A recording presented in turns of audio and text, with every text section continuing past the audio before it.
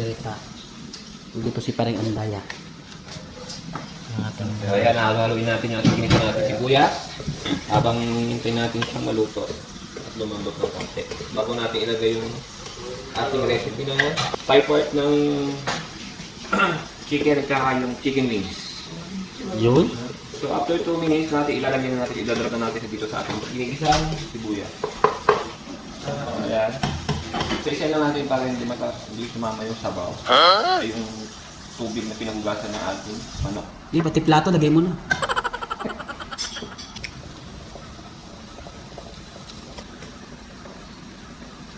Hindi ko na sinama kung paano ko sinugasan dahil sekreto na lang yun. Migas, Tapos po migas. natin magluto, tayo po ay magaluto. Hintay lang siya mag-boil.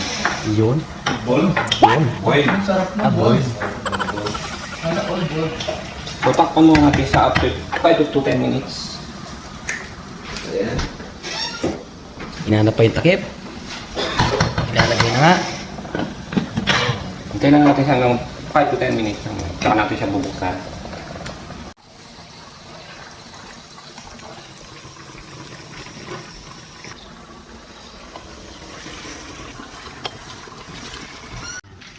So ayun mga katropa, hindi ko na pinakita yung mga sunod na video. So ilalagay natin yung pangatlong video sa paglagay ng tubig. So ayun. Pangatlong video sa palagay ng tubig. Kailangan marami tubig.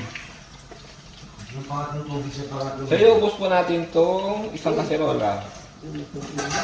Dahil para maluto at yung bigas natin nilalagay.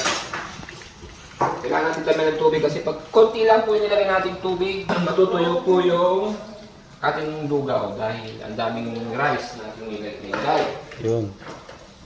So haluin po natin siya mga kaibigan para hindi magdikit-dikit po yung kanin. Ayan. Ayan. So ayan, tatakpan mo natin siya mga kaibigan within 10 minutes. Pagkatapos ng 10 minutes, saka po natin siya haluin ulit.